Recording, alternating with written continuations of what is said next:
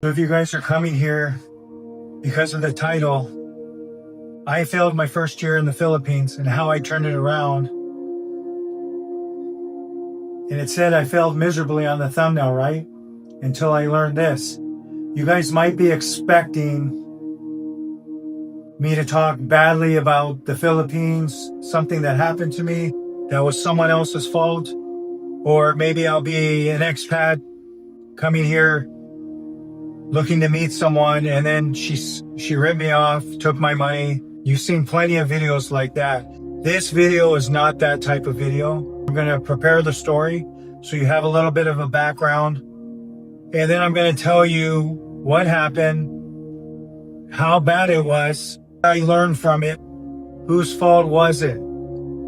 So I hope you'll stick around for the full video. I've been here 15 years and there's people that have been here a lot longer than me.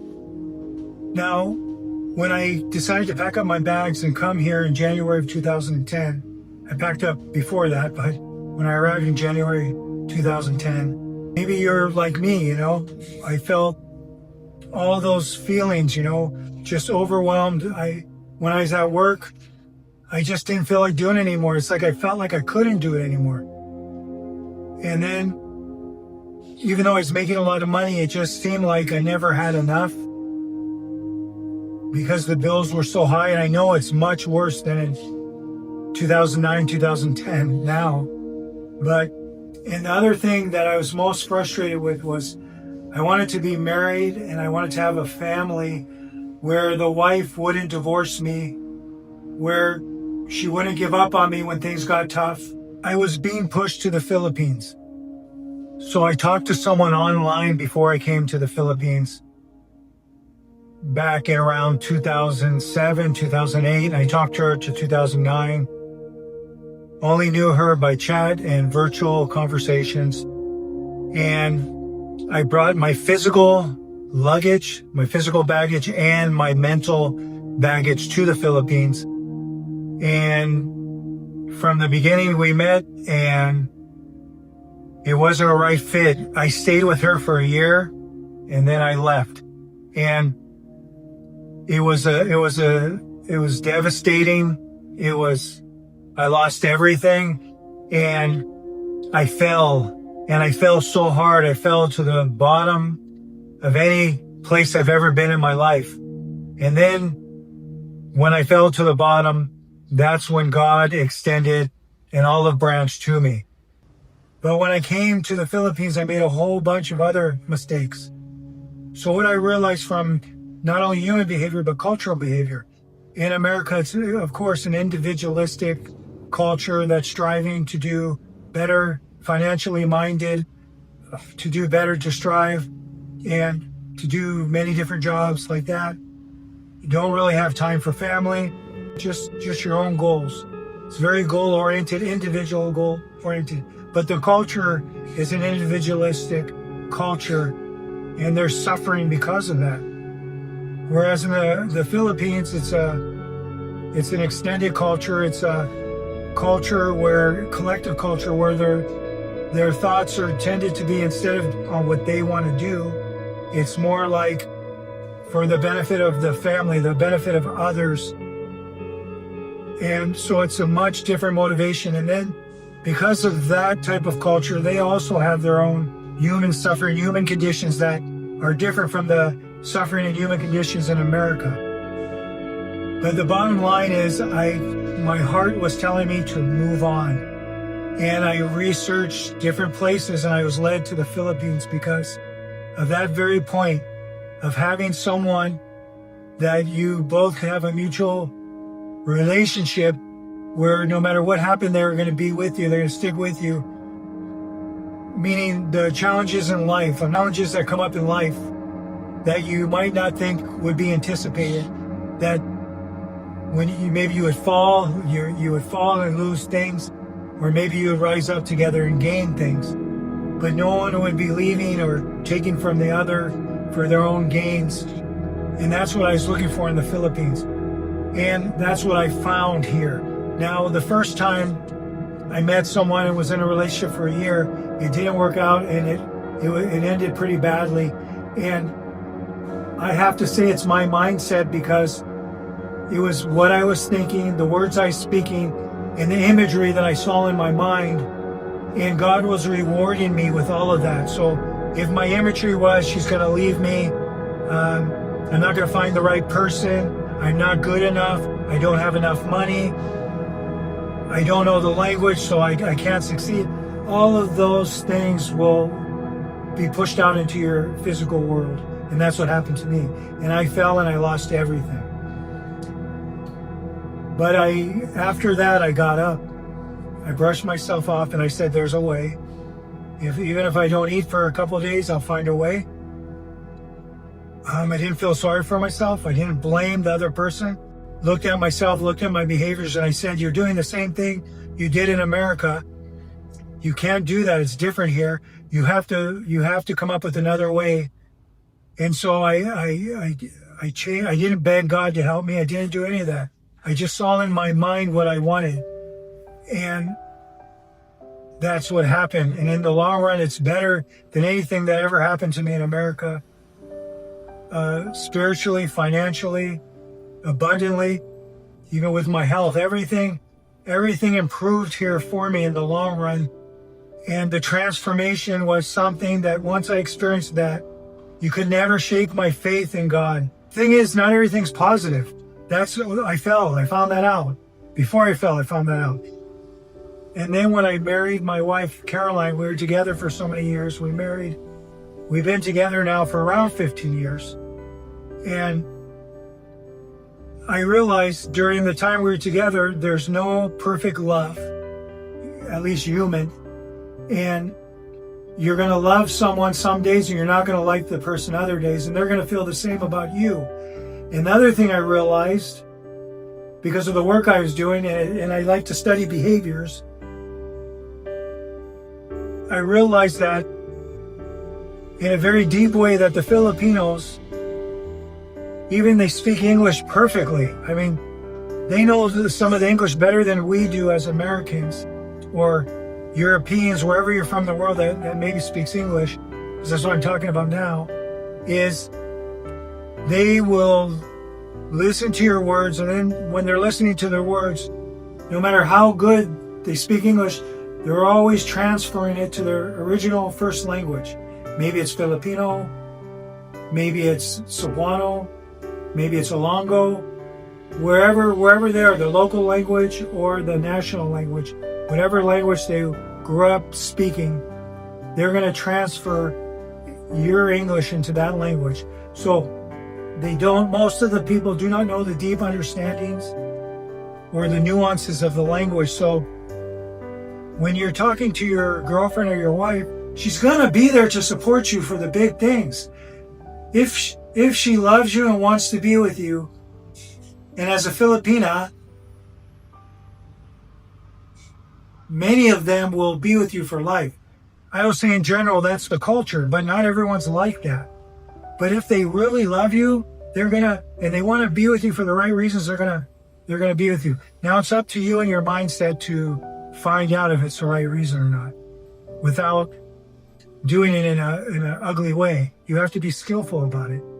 So with my wife, like I mentioned before in videos, and I might have mentioned in this video, sometimes I lose track of what I'm saying. Thank God for editing. But with my wife, I wasn't testing her. I just wanted to be real, authentic. So I told her when I fell, I don't have money. And maybe you don't want to be with someone like me, because there's many other foreigners that have money that can support you and your family. And for me, I'm not that kind of foreigner. And I told her it's just better just to stay away from me. But she didn't listen, and she said no. And I was sick. She took care of me. She really took care of me. She cooked for me. And after some time, she told me she loved me. And she proved it to me by her actions. And then I still didn't have anything. So I just had faith. And not faith where I'm praying and begging, God, fix this. I knew that God was telling me I had to fix myself. So if I would follow the direction to fix myself in the right way, finally, that God would be reaching out to me in various ways to support me. And that's the experiences I'm talking about. When you manifest things that I started with affirmations. And then doing affirmations, I started to change by changing my speech and the words I said. Slowly, over time, my mindset started changing. And then as my mindset started changing, my imagery started changing. So I was ready to do imagination. So that's what God put next, was I learned how to really visualize in the proper way. Now, in America, I learned how to meditate. I learned decades of meditation and proper methods and to do that.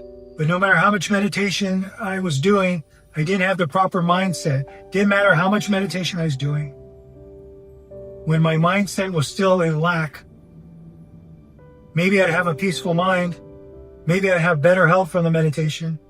Maybe I'd have better sleep, but I would not have a better overall life where I'd be attracting the right people in my life, where I'd be attracting financial success into my life, which might be a different picture for everyone, but this is what I was manifesting. And it wouldn't be to help others in any way at all, in the right ways, if I didn't change my mindset.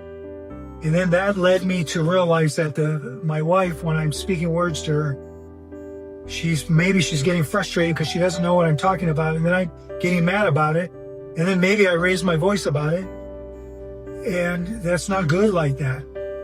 So I had to transform to survive here and to treat my wife in dignity, respect, and the love that she deserves. So, and I'm not perfect at all, but I realize that I don't need to get hot every time and think that she doesn't care about me. It's the understanding of what I'm saying in a deeper way. She doesn't get it. So it's okay with me. So when I'm talking to her, then I'm realizing she's listening, but I'm realizing she's not understanding everything. And then that made our relationship a lot better. Not perfect, nothing's perfect, but a lot better. And then we really got close. Like, I felt like we were always close, but we got a lot closer. I don't know how to explain that, but it's just a closer connection when the other person feels understood and you feel understood in the way that the culture can understand you as a foreigner. No matter how long you've been here, no matter if you know the language deeply or superficially, you know words, phrases, but you can understand things. You're not a Filipino and you don't understand the deeper nuances of their language either. So maybe my wife was getting frustrated with that too. And she wouldn't tell me that, but I could see that. So that's fine. You don't need to change that and this and that, which you can't change. You just work on yourself. Do your best to speak the language. Keep learning. Do your best to understand your wife. That's different culture, different type of suffering. And you're in the Philippines. So I'm saying this because once I realized that, I wanted to share it. And that's why I'm telling you guys. Because when you know the reasons why, and once you understand the reasons why, and then you start asking yourself the right questions, you can change your mindset. Even though it might take time, you can change it. And then that's when God will reach out to you with what people will call miracles, or just put things in your physical world to help you. So now you got another part of the story. And this is why I failed my first year in the Philippines and how I turned it around. I just never gave up. And I knew I was here for a reason. And I followed my heart. That's the bottom line. So if you guys find this interesting, and like I always say, it rings true in your ears when you hear this, we have a live stream every Wednesday at 7 p.m. Manila Time or 7 a.m. Eastern Standard Time. It's great if you could come, if you want to be part of it. It's a budding community. It just started and we're growing. So we love to see you there. And if you don't know, every Saturday at 9 a.m. Manila time. I have new video releases, and then pretty much every day during the week I have video shorts. All right? So that's all I got for you on this one. I hope you found it interesting and some information maybe you haven't heard before. So I really enjoyed making this video, and I wish you peace, happiness, and all of God's blessings. And we'll see you on the next video. This is George from Raising Roots Abroad, signing off.